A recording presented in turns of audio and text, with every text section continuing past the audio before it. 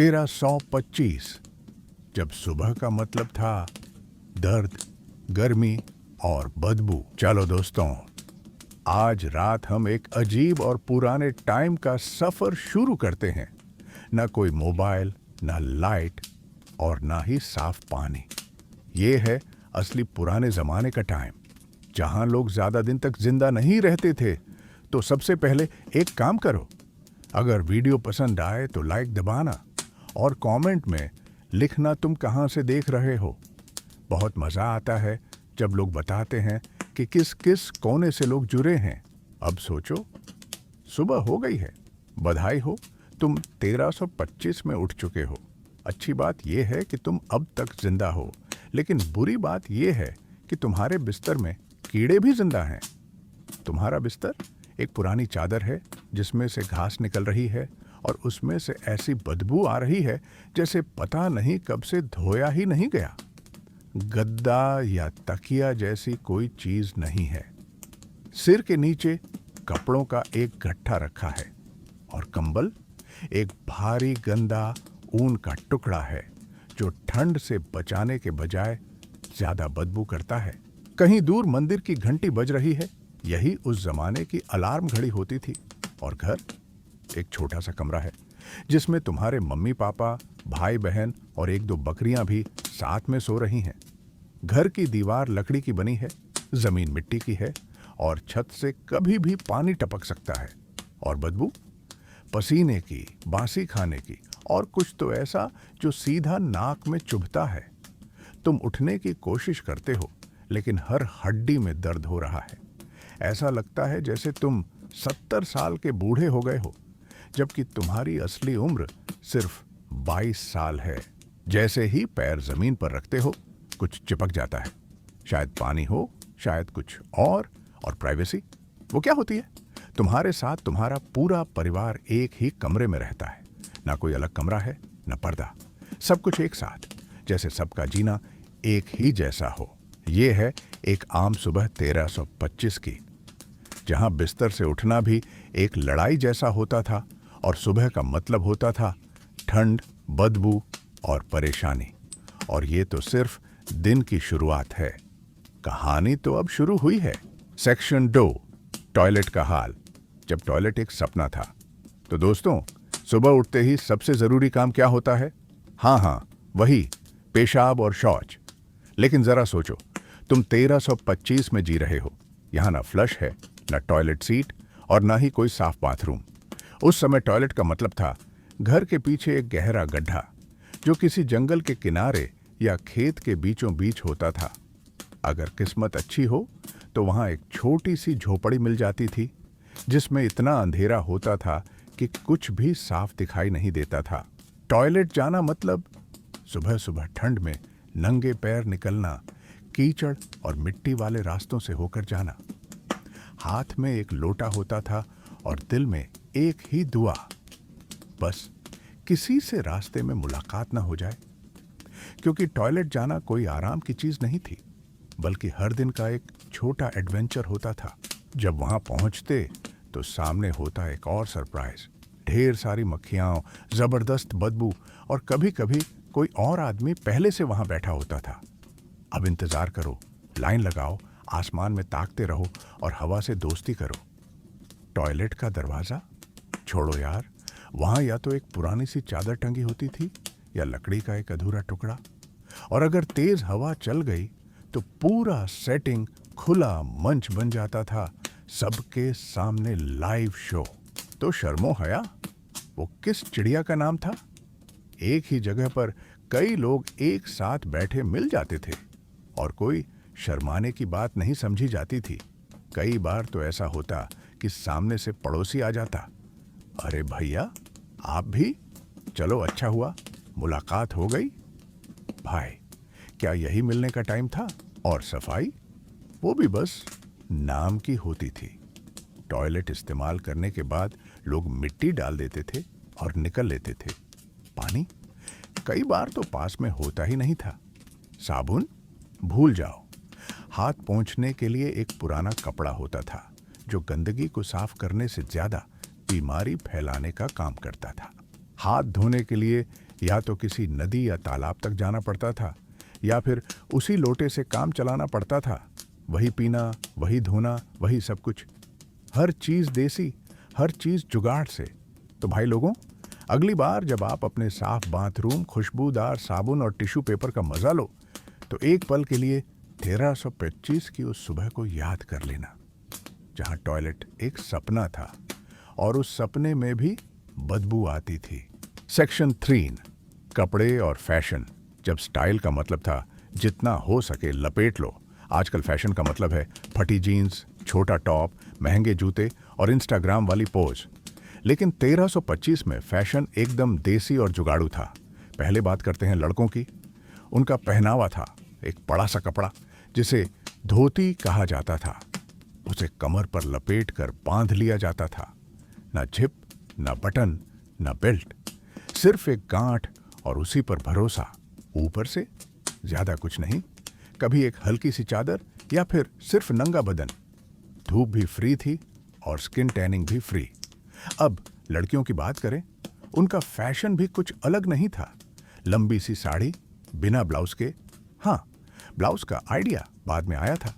सब कुछ लपेट लपेट के पहनना पड़ता था। पिन तक नहीं मिलती थी। बस अभ्यास और आत्मविश्वास से सब संभालना पड़ता था। जूते कहाँ थे? अधिकतर लोग नंगे पांव चलते थे। अगर कोई थोड़ा अमीर होता तो उसे मिलती एक मोटी सी चप्पल जिसे जूती कहा जाता था।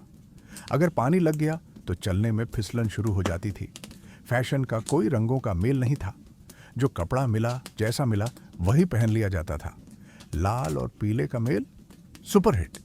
कुछ भी मिक्स एंड मैच चलता था। मेकअप कुछ नहीं, हल्दी, मिट्टी और कभी कभी गुलाब जल, बस यही होता था। और गहने, चांदी, तांबा या लकड़ी की बालियां, क्योंकि असली सोना तो सिर्फ अमीरों के पास होता था। तो भाइयों और बहनों, 1325 का फैशन था लपेट लो, बांध लो और चल पड़ो। जब आप जरा अमेज़न या मिंत्रा से नया कपड़ा मंगाओ तो एक बार सोच लेना, एक जमाना था जब फैशन का मतलब था जो मिल गया वही बेस्ट है। सेक्शन 4, रोटी, खाना और किचन का स्टाइल। खाने के नाम पर जहां बस गाढ़ा दलिया था, आजकल ब्रेकफास्ट में अंडा, टोस्ट, पैनकेक वगैरह होते हैं। सब कुछ सुंदर दिखने वाला और 10 मिनट में बन जाने वाला। लेकिन 1325 में ब्रेकफास्ट का मतलब था बस कुछ भी खा लो ताकि जिंदा रह सको। खाना, उस समय खाने को कहते थे पॉटेज। अब पॉटेज क्या होता है? सोचो, दही जैसा कुछ गाढ़ा जिसमें थोड़े अनाज के दाने, थोड़ी बहुत सब्जियों के टुकड़े और अगर किस्मत अच्छी हो तो थोड़ी दाल भी होती थी। वही खाना कई बार 3 दिन पुराना भी होता था। रोटी पत्थर जैसी सख्त होती थी। ऐसा लगता था जैसे पत्थर को तंदूर में डालकर सेंक दिया गया हो। नरम रोटी तो सपने जैसी बात थी, और वो सपना अमीर लोगों का था। ड्रिंक्स की बात करें, न ऑरेंज जूस न कॉफी। अगर तुम्हें जीना है तो सुबह 6 बजे से बियर पीनी पड़ती थी, क्योंकि पानी गंदा होता था और बियर में थोड़ी सी शराब होती थी जो पानी को थोड़ा सुरक्षित बना देती थी। मीट, वो तो बहुत ही खास त्योहारों पर ही मिलता था। कभी कभी थोड़ा बहुत पनीर या फल मिल जाता था, पर एक दिन जो मिल गया वही खाना पड़ता था। अलग अलग खाने की कोई उम्मीद नहीं होती थी। खाना खाते हुए सब यही सोचते थे, कुछ भी हो बस पेट भर जाए। ज्यादा स्वाद की उम्मीद ही नहीं थी। सेक्शन 5, कपड़े और फैशन का जमाना। रोटी का पता था, पर घर का फैशन। अगर आप सोच रहे हो कि उस जमाने में कपड़े पहनने से जिंदगी थोड़ी स्टाइलिश लगती थी, तो आप गलत हो। 1325 के यूरोप में फैशन का मतलब था एक ही साइज सब पर फिट हो। लड़के और लड़कियां दोनों मोटे ऊनी कपड़ों में लिपटे होते थे। एक ही कपड़ा रोज रोज पहना जाता था। धोना भूल जाओ। अंडरवियर जैसी चीजें तो होती ही नहीं थीं। कपड़ों के नीचे कुछ पहनने की आदत नहीं थी। आराम की तो कोई सोच ही नहीं था। लेकिन हर दिन कपड़े पहनकर जो आत्मसम्मान और आत्मविश्वास लाया जाता था, वही असली स्टाइल होता था। अगर आपके पास कपड़े थोड़े बेहतर हैं तो आप थोड़ा ऊंचा दिखते थे। बाकी सबके पास वही पुराने और खुरदुरे कपड़े होते थे। सेक्शन 6, काम का बड़ा लोड, जिंदगी का असली संघर्ष। आजकल नौकरी होती है 9 से 5, वीकेंड पर आराम और दिन में चाय का ब्रेक। लेकिन 1325 में काम का मतलब था रोज 16 घंटे कड़ी मेहनत। ज्यादातर लोग खेतों में मजदूरी करते थे।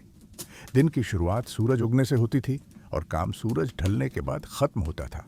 कोई छुट्टी नहीं, कोई आराम नहीं। अगर तुम्हारे पास बैल या औजार नहीं है तो हाथ से ही काम करना पड़ता था। खेत जोतना, लकड़ी काटना, पानी भरना और शरीर में दर्द तो हर दिन का साथी होता था। पर कोई दवा नहीं, बस सहन करो।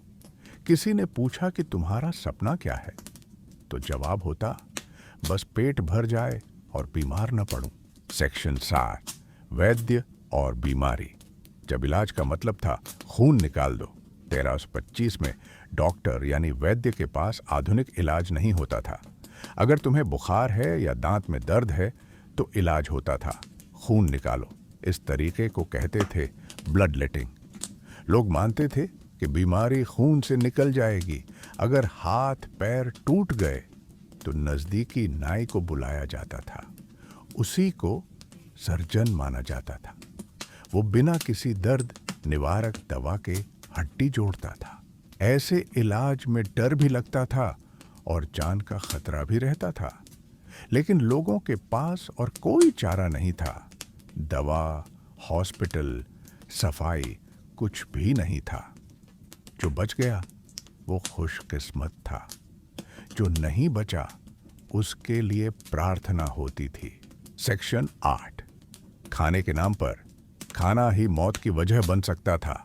आजकल का खाना कभी कभी सेहत के लिए बुरा होता है, लेकिन 1325 में तो खाना सच में जानलेवा हो सकता था। मीट और रोटी को बचाने के लिए नमक और धुएं का इस्तेमाल किया जाता था, पर ज्यादातर बार ये सड़ जाते थे। कई बार तो चूहों और मक्खियों के साथ खाना पड़ा करता था। खाने के कोने में पिछले हफ्ते का बचा हिस्सा पड़ा रहता था और लोग उसे खा भी लेते थे क्योंकि और कोई चारा नहीं था। अगर ऐसा खाना पेट में चला जाए और बीमारी हो जाए तो जिंदगी मुश्किल में पड़ जाती थी। उस जमाने में एक आम आदमी की उम्र 20 साल भी नहीं होती थी। खाने के जरिए ही मौत आ सकती थी। कभी कभी मौत ऐसे लगती है जैसे कोई ऐसी रोटी खा रहा हो जिसमें LSD और टेटनस मिला हो। सब्जियां तभी मिलेंगी जब मौसम ठीक हो, लेकिन एक सब्जी हमेशा मिलती है, शलगम। बहुत सारे शलगम, उबले हुए, मैश किए हुए या सूप में तैरते हुए। और वो सूप भी, जैसा आपने तीसरे चैप्टर में पढ़ा, एक तरह का गर्म दलदल है जिसमें पता नहीं क्या क्या डाला गया है और जो आपके परनाना की मौत के बाद से पक रहा है। फल हो सकता है पतझड़ में मिल जाए, लेकिन जल्दी सड़ जाते हैं।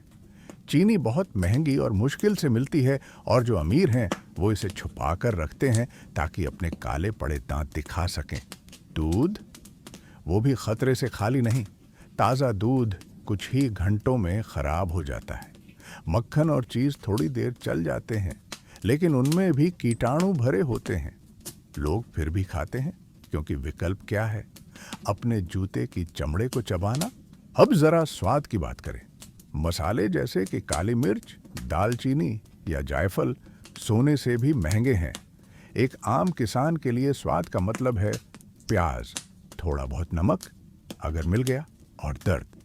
ज्यादातर खाना ऐसे लगता है जैसे गीली बोरी पर थोड़ा दुख छिड़क दिया गया हो। पर खाना सिर्फ बीमार करने वाला नहीं है, ये राजनीतिक मसला भी है। शिकार के जानवर आपके नहीं हैं, वो आपके जमींदार के हैं। अगर आप खरगोश पकड़ते हुए पकड़े गए तो जुर्माना हो सकता है, जेल हो सकती है या फांसी भी। हाँ, आपका खाना आपको मरवा सकता है।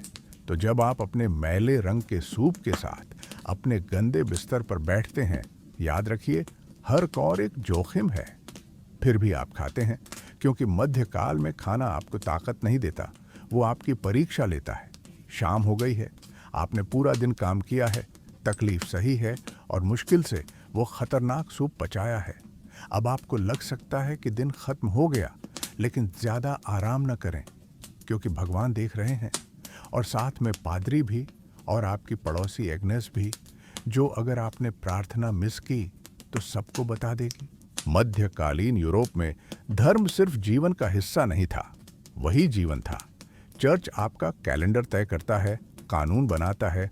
अगर आप पढ़ सकते हैं तो आपकी शिक्षा भी, और जन्म से लेकर मौत तक सब कुछ। इसे ऐसे समझिए जैसे आपका आध्यात्मिक मकान मालिक, और आप किराया देने में हमेशा पीछे। राजा के इन फैसलों से जनता में उत्साह आ गया। उन्हें लगने लगा कि अब सच में बदलाव आ रहा है। लेकिन कुछ लोग अब भी खुश नहीं थे। पुराने दरबारियों और जमींदारों को लग रहा था कि अगर यह सब यूं ही चलता रहा तो उनका रुतबा खत्म हो जाएगा। उन्होंने चुपचाप आपस में मीटिंग की और तय किया कि उन्हें कुछ करना होगा। इसी समय पर रानी भी बहुत सोच में डूबी हुई थीं। उन्होंने देखा कि राजा दिन प्रतिदिन और गंभीर होते जा रहे हैं। वह पहले जैसे हंसते और मिलते जुलते नहीं थे। एक रात रानी ने राजा से पूछा, आप इतने चुप क्यों रहते हैं? क्या कोई परेशानी है? राजा ने कुछ देर चुप रहकर जवाब दिया, मैं बस यह सोचता रहता हूं कि क्या मैं सच में अपने लोगों के लिए अच्छा कर रहा हूं या नहीं। रानी ने कहा, आपका मन साफ है, यही सबसे जरूरी बात है। लोग अब आपसे उम्मीदें लगाने लगे हैं, उन्हें निराश मत कीजिए। राजा ने सिर हिलाया, लेकिन उसके चेहरे पर चिंता बनी रही। उधर गांवों में धीरे धीरे बदलाव आने लगा था। शिक्षा केंद्र खुलने लगे थे। गरीब बच्चों को पढ़ाई का मौका मिल रहा था। कुछ लोग खुशी से मदद कर रहे थे, लेकिन कुछ लोग अब भी पुराने तरीके नहीं छोड़ना चाहते थे। एक गांव में जब एक शिक्षक ने लड़कियों को पढ़ाना शुरू किया तो कुछ लोगों ने इसका विरोध किया। राजा को यह बात पता चली तो उन्होंने खुद वहां जाकर सभा की और लोगों से कहा, अगर हम सबको बराबरी नहीं देंगे तो हमारा राज्य कभी आगे नहीं बढ़ेगा। उनकी बात सुनकर बहुत लोग चुप हो गए, लेकिन कुछ लोग अब भी नाराज थे। इस बीच एक और चुनौती आ गई। पड़ोसी राज्य के राजा ने संदेश भेजा कि अगर इस राज्य में यूं ही गरीबों को ताकत मिलती रही तो उनके राज्य में भी लोग बगावत कर देंगे। उन्होंने चेतावनी दी कि वो इस तरह की नीतियों का विरोध करेंगे। राजा को अब बाहर से भी खतरा दिखने लगा था, लेकिन उन्होंने हार नहीं मानी। उन्होंने अपने मंत्रियों को बुलाया और कहा, अगर बाहर से खतरा है तो हमें अंदर से और मजबूत होना होगा। हमें अपने लोगों का भरोसा जीतना होगा। मंत्रियों ने कहा, हम आपके साथ हैं, लेकिन हमें सतर्क रहना होगा। राजा ने हथियारों और सैनिकों की तैयारी भी शुरू करवा दी, लेकिन साथ ही यह भी कहा कि पहले कोशिश संवाद से होनी चाहिए। लड़ाई आखिरी रास्ता है। राजा ने अपने संदेशवाहक को पड़ोसी राज्य भेजा। संदेश में उन्होंने लिखा, हमारा उद्देश्य अपने लोगों को अधिकार देना है, किसी दूसरे राज्य को नुकसान पहुंचाना नहीं। अगर आपको लगता है कि इससे आपके राज्य में अशांति हो सकती है तो आइए हम मिलकर बात करें। यह एक शांति की कोशिश थी। पड़ोसी राजा ने इस पत्र को पढ़ा, लेकिन वह बहुत घमंडी था।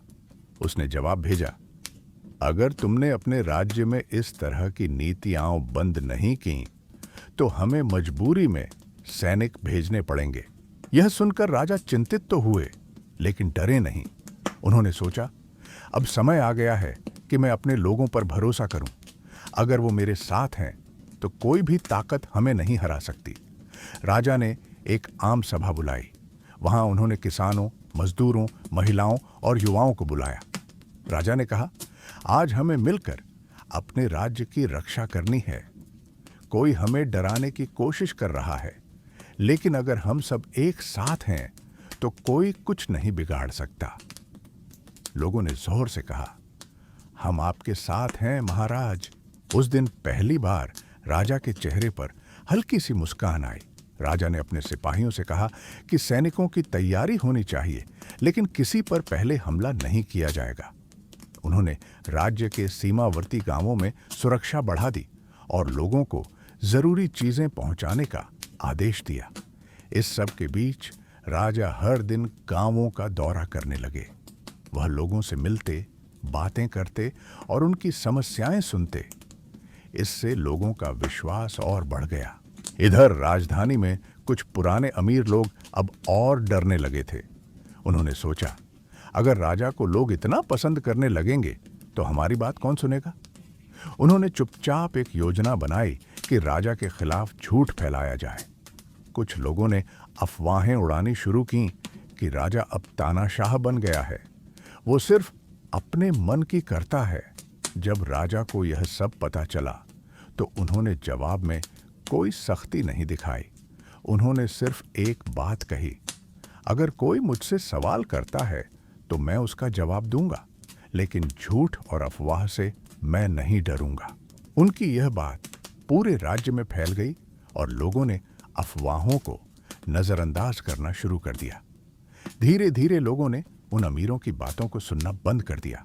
एक दिन सुबह सुबह राजधानी के बाहर की सीमा पर संदेश आया कि पड़ोसी राज्य की सेना पास के जंगल में डेरा डाल चुकी है। यह खबर सुनते ही दरबार में हलचल मच गई। सेनापति ने कहा, महाराज, हमें तुरंत सैनिक भेजने होंगे, वरना वो हमला कर देंगे। लेकिन राजा ने शांत स्वर में जवाब दिया, पहले हम यह जानें कि वह यहाँ क्यों आए हैं। शायद हम फिर से बातचीत कर सकते हैं। राजा ने एक दूत को भेजा जो सफेद झंडा लेकर जंगल गया। दूत ने जब उस राज्य के सेनापति से बात की तो पता चला कि वह लड़ाई के मूड में ही है। उसने कहा, हम तुम्हारे राज्य को सबक सिखाने आए हैं। यह सुनकर दूत वापस लौटा और सारी बात राजा को बताई। राजा ने फिर भी शांति का रास्ता नहीं छोड़ा। उन्होंने फिर से अपने लोगों को इकट्ठा किया और कहा, अब शायद हमें लड़ना ही पड़े, लेकिन यह लड़ाई हमारे अधिकार और अपने लोगों की सुरक्षा के लिए होगी, न कि किसी लालच के लिए। अगली सुबह राजा ने अपनी सेना के साथ किले के बाहर मोर्चा संभाल लिया। यह कोई बहुत बड़ी सेना नहीं थी, लेकिन उनमें एकता और साहस था। दूसरी ओर दुश्मन की सेना बड़ी थी, लेकिन उनमें एकजुटता की कमी थी। राजा ने लड़ाई शुरू होने से पहले एक अंतिम संदेश भिजवाया, अब भी समय है, हम बातचीत के लिए तैयार हैं। लेकिन कोई उत्तर नहीं आया। युद्ध शुरू हुआ। लड़ाई कई दिन चली। राजा खुद मैदान में थे। उन्होंने अपने सैनिकों का मनोबल बनाए रखा। उन्होंने किसी भी निर्दोष पर हमला नहीं किया, यहां तक कि दुश्मन की सेना के घायल सैनिकों को दवा दी। यह देख कई दुश्मन सैनिक राजा के इंसानियत भरे व्यवहार से प्रभावित हुए। कुछ तो चुपचाप युद्ध छोड़कर चले गए, कुछ ने हथियार डाल दिए। आखिरकार वह दिन आया जब दुश्मन सेनापति को समझ में आ गया कि इस लड़ाई से उसे कुछ नहीं मिलेगा। वह राजा से मिलने आया और बोला, मैंने आपके बारे में जो सुना था वह सब गलत था। आप तो एक सच्चे और न्यायप्रिय शासक हैं। राजा ने कहा, अगर तुम अब भी दोस्त बनना चाहते हो तो मैं तैयार हूं। दोनों राज्यों के बीच शांति समझौता हुआ। युद्ध खत्म हो गया, राज्य में शांति लौट आई। अब राजा का नाम और भी दूर दूर तक फैल गया। पर सबसे महत्वपूर्ण बात यह थी कि उनके अपने लोग उन्हें पहले से भी ज्यादा सम्मान देने लगे थे। उन्होंने देखा था कि राजा ने कैसे अपने सिद्धांतों पर कायम रहते हुए शांति और न्याय का रास्ता चुना। कई वर्षों तक राजा ने बिना लालच और डर के राज किया। उन्होंने हर गांव, हर शहर का ध्यान रखा। महिलाओं को काम के अधिकार दिए, किसानों को जमीन दी, बच्चों के लिए स्कूल खुलवाए और युवाओं के लिए काम की व्यवस्था की। लोगों ने राजा को जनता का राजा कहना शुरू कर दिया। उन्होंने देखा कि सच्चा राजा वही होता है जो अपने लोगों की बात सुने, उन्हें आगे बढ़ने का मौका दे और डर या लालच से नहीं, बल्कि साहस और करुणा से फैसले ले। और इस तरह वह राज्य इतिहास में एक उदाहरण बन गया, जहां एक राजा ने तलवार से नहीं, दिल से राज किया।